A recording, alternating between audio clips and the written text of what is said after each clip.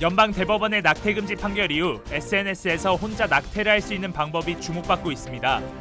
전문가들은 검증되지 않은 식물을 섭취할 경우 심각한 부작용이 발생할 수 있다고 경고했습니다. 샌프란시스코 주택 가격이 팬데믹 이후 처음으로 하락했습니다. 기준금리 인상과 경기 침체 우려가 집값 하락의 원인으로 지목됐습니다. 한인타운 식당에 서빙 로봇이 등장했습니다. 극심한 인력난에 시달리는 요식업계에 큰 도움이 되고 있다는 평가입니다. 뉴욕주가 총기 사고 방지에 칼을 빼들었습니다. 총기 면허 발급 전 총기 구매자의 SNS 계정을 검토하는 법안이 시행될 예정입니다. 여러분 안녕하십니까? 7월 8일 첫 소식입니다. 바이든 대통령이 낙태약에 대한 접근을 보장하는 조치 등이 담긴 행정명령에 서명했습니다. 바이든 대통령은 10살 소녀가 강간범의 아이를 낳아야 하는 거냐며 극단주의에서 나라를 지켜야 한다고 호소했는데요. 워싱턴에서 김수진 특파원입니다. 바이든 대통령은 해리스 부통령이 지켜보는 가운데 대법원의 낙태권 폐지 판결에 맞서는 조치를 담은 행정명령에 오늘 서명했습니다. 서명에 앞서 대국민 연설에서는 대법원의 결정이 끔찍하고 극단적이라며 다시 강하게 비판했습니다. 특히 판결 이후에 낙태를 금지한 오하이오주에서 강간을 당해 임신한 10살 소녀를 예로 들며 이 소녀가 아이를 낳아야 하는 거냐고 목소리를 높였습니다. 10 years old, raped, 6 weeks pregnant, already traumatized, was forced to travel to another state. Imagine being that little girl. I'm serious. Just imagine being that little girl, 10 years old. 그러면서 낙태권 보호를 위한 가장 빠른 해결책은 연방의회 차원에서 법을 만드는 것이라며 11월 중간 선거에서 민주당에 투표해 줄 것을 호소했습니다. The decision has an impact much beyond Roe and the right to privacy generally. Marriage equality, contraception, and so much more is at risk. 오늘 서명한 행정명령에는 연방법으로 이미 정해져 있는 낙태 약품에 대한 접근을 보장하고 임신한 여성을 위한 긴급 의료 서비스를 보장하는 내용 등이 담겼습니다. 또 다른 주에서 낙태 시술을 받을 경우 개인정보가 노출돼 처벌받지 않도록 환자의 개인정보를 보호하는 대책을 마련하도록 했습니다. 하지만 각 주별로 법을 통해 낙태를 금지시키는 상황에서 행정명령의 영향은 제한적일 수밖에 없을 것으로 보입니다. 워싱턴에서 MBC 뉴스 김수진입니다. 미국 내 낙태권 박탈 우려에 불안감을 느끼는 여성들 사이에서 임신 중지와 관련한 가짜 뉴스가 기승을 부리고 있습니다. 소셜 미디어에서는 허브 식물을 먹으면 혼자서도 낙태를 할 수 있다는 내용의 동영상이 사람들의 이목을 끌고 있는데요. 전문가들은 안전 검증을 거치지 않은 식물을 섭취할 경우 심각한 부작용이 발생할 수 있다고 경고했습니다. 홍지은 기자의 보도입니다. 혼자 낙태할 수 있는 허브 3가지, 쑥차로 유산하는 방법. 소셜미디어에서 빠르게 퍼지고 있는 임신 중지 관련 콘텐츠입니다.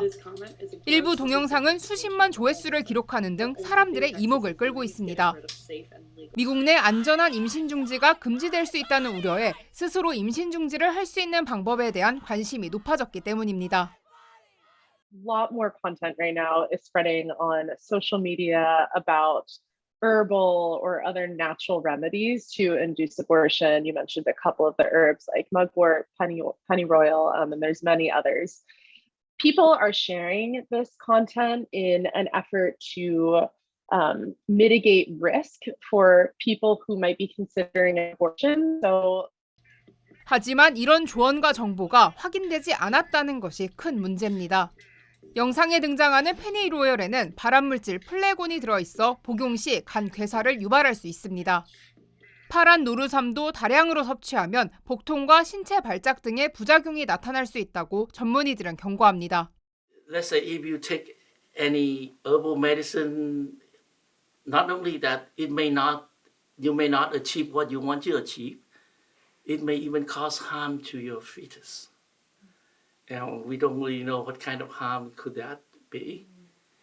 And even if you can achieve a miscarriage, sometimes there may be massive bleeding if the pregnancy is quite advanced. 임신 중지를 위한 안전하고 효과적인 허브나 식물은 없다는 겁니다. 집에서 안전하게 임신을 중단할 수 있는 방법은 처방받은 낙태약뿐이라고 전문가들은 거듭 강조했습니다.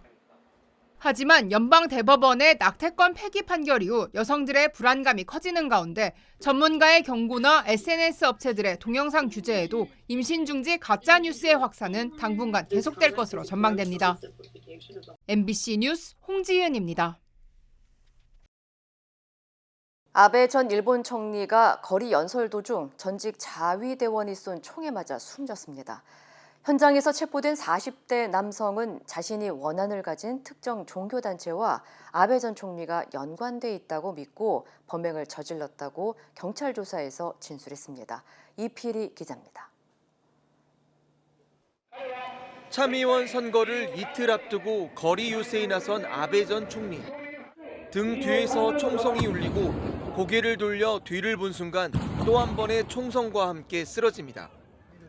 아베는 헬기를 타고 인근 대학병원에 이송됐지만 목 두 곳과 심장 등에 입은 총상이 과다출혈을 일으켜 오후 5시 3분 숨졌습니다.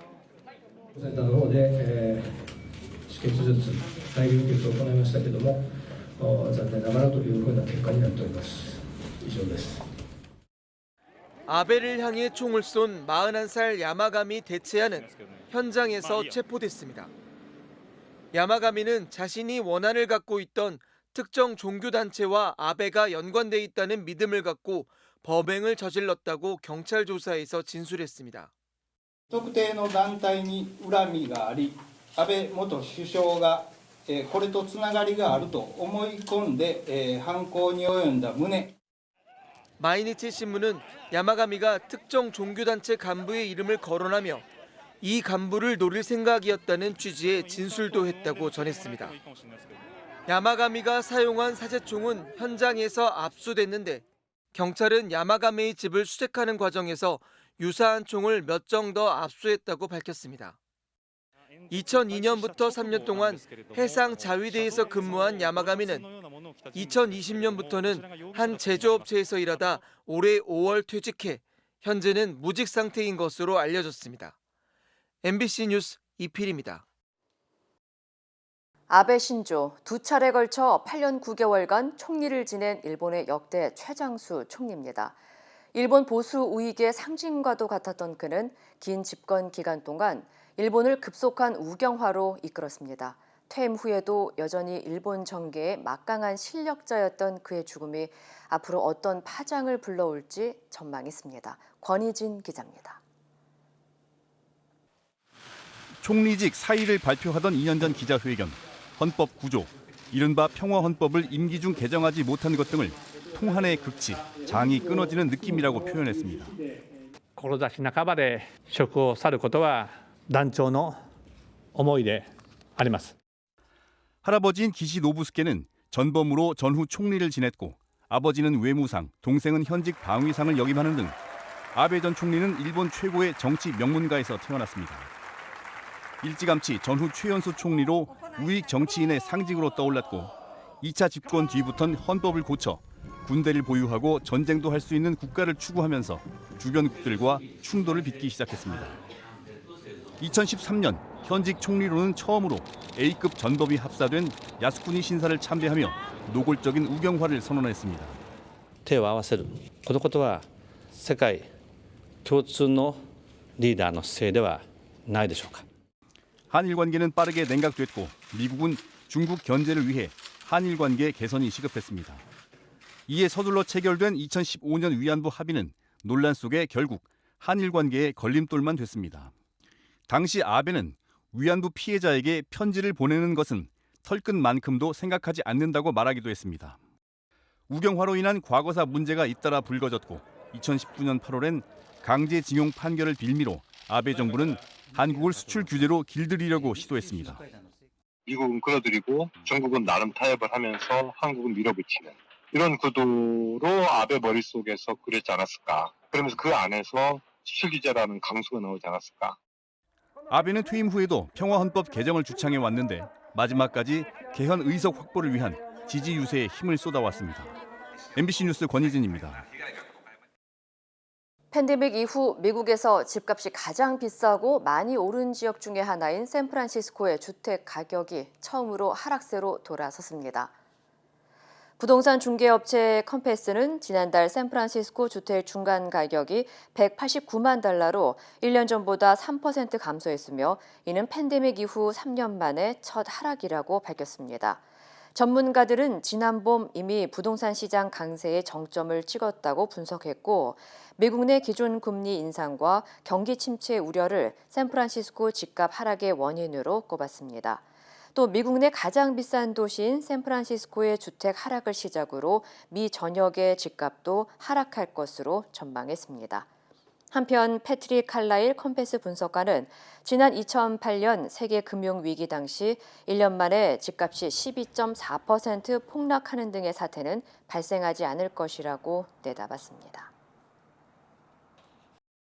LA 한인타운의 한 식당에서 인력난을 해결하기 위한 서빙 로봇이 등장했습니다.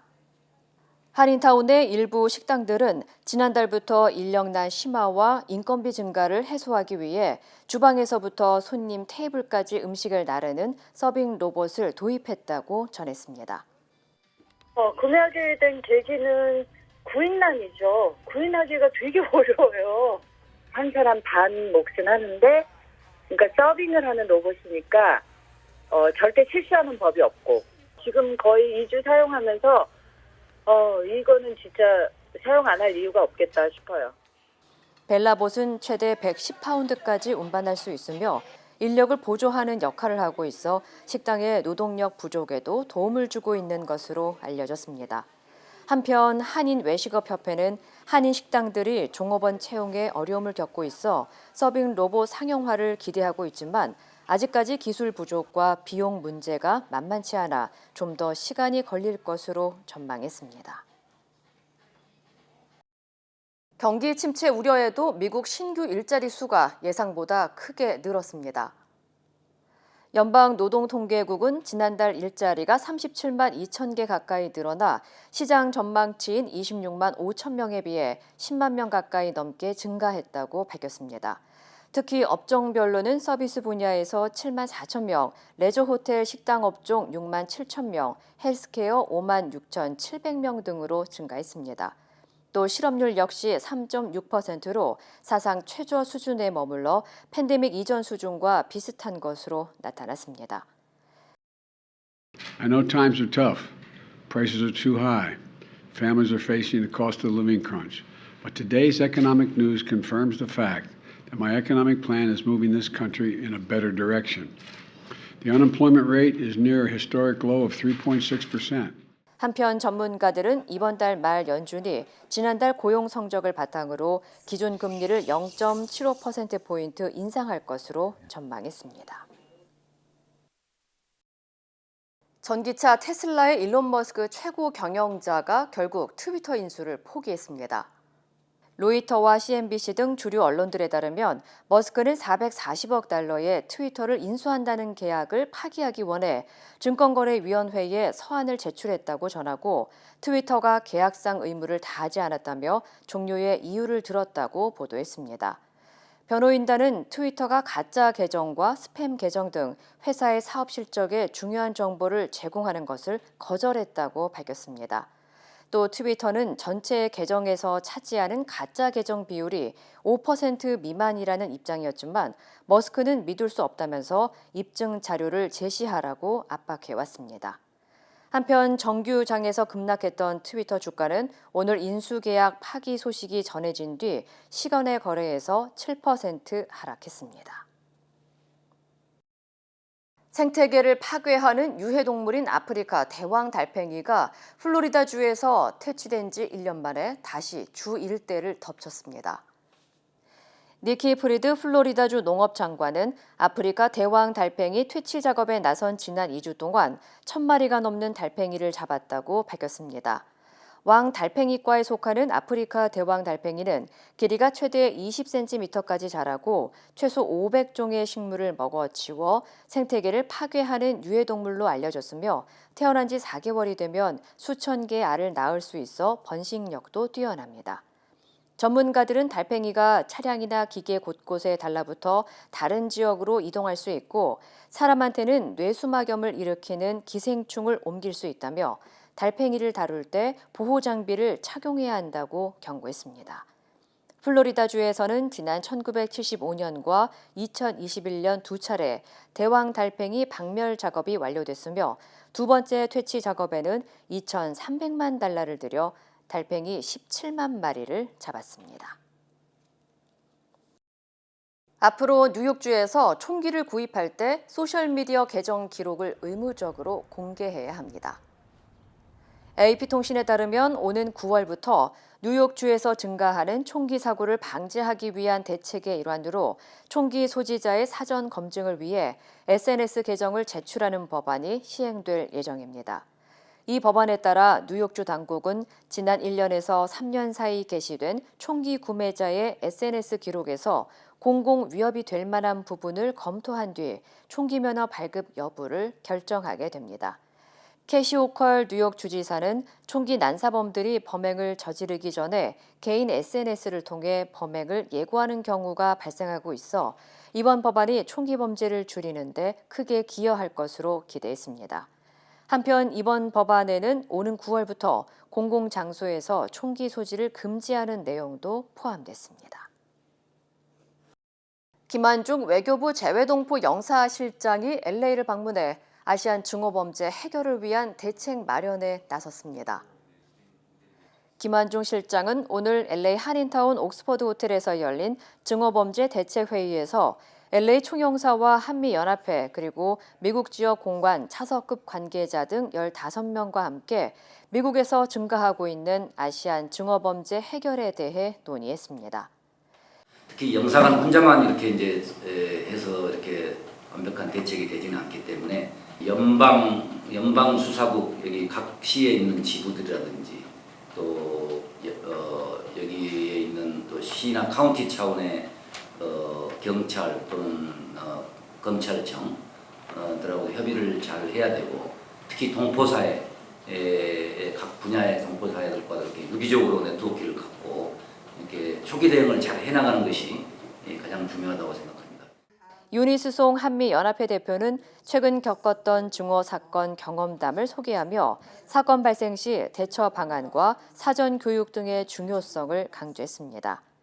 아시안 증오 범죄 사건 신고 사이트가 지난달 공개한 보고서에 따르면 2020년 3월부터 지난해 12월까지 아시안 증오 사건은 1,905건으로 집계됐고 이 가운데 16.1%가 한인인 것으로 파악됐습니다. 당원권 정지 9개월의 중징계를 받은 이준석 국민의힘 대표는 징계 불복을 선언하며 버티기에 들어갔습니다.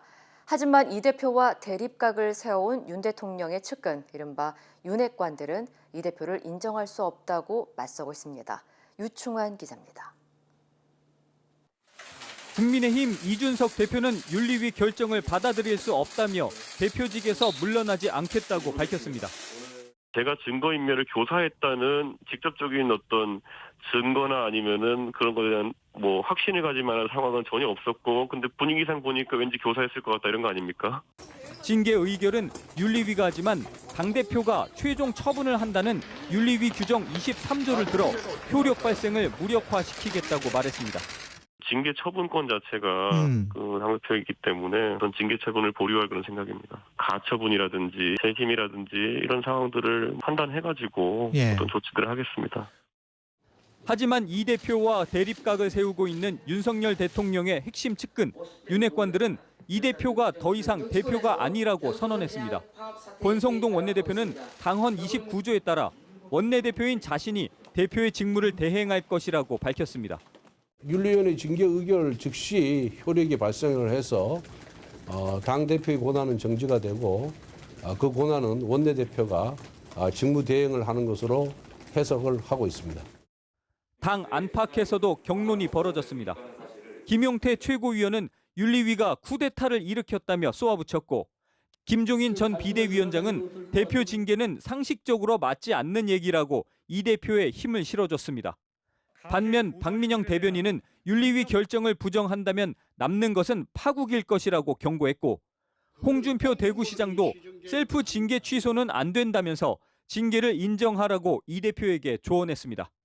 MBC 뉴스 유충환입니다. 대통령의 해외 순방에 인사비서관의 부인이 동행해서 파문이 일고 있죠. 그런데 김건희 여사가 대표로 있던 코바나 컨텐츠 출신 대통령실 직원도 순방에 동행했던 것으로 확인됐습니다. 이기주 기자입니다. 지난달 김건희 여사와 봉하마을에 등장해 지인 동행 논란이 일었던 코바나 컨텐츠 출신 유모 씨. 논란이 일자 당시 대통령실은 유 씨를 정식 직원으로 채용했고 이번에는 사적 채용이라는 비판이 일었습니다. 그런데 유 씨도 이원모 인사비서관의 부인 신모 씨와 마찬가지로 이번 순방에 1호기를 타고 김 여사와 동행한 사실이 MBC 취재 결과 확인됐습니다. 김건희 여사는 자신을 공식 수행하는 부속실 직원 2명이 동행하는데도 불구하고 코바나 컨텐츠 직원 출신의 유 씨를 추가로 순방에 데려간 겁니다.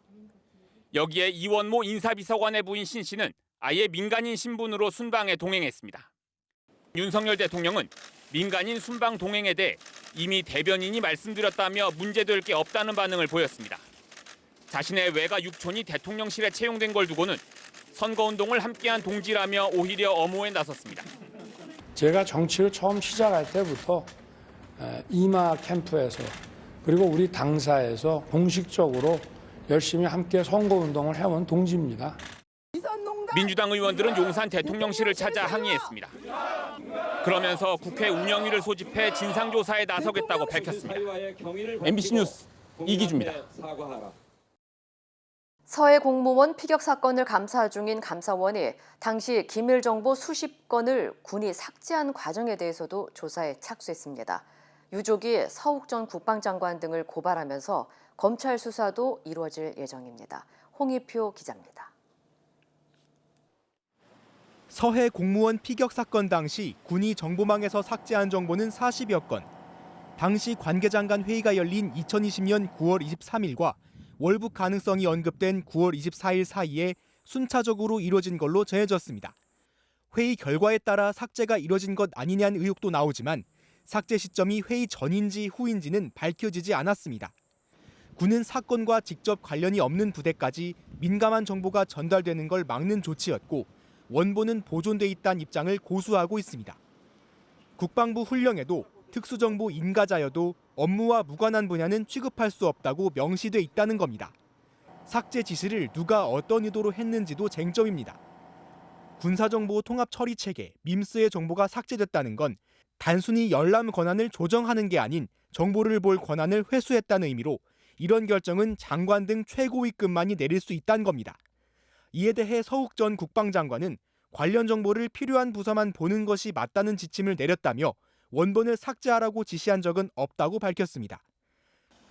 정보 삭제가 의도적이었는지 여부는 감사원이 집중적으로 들여다볼 걸로 보입니다.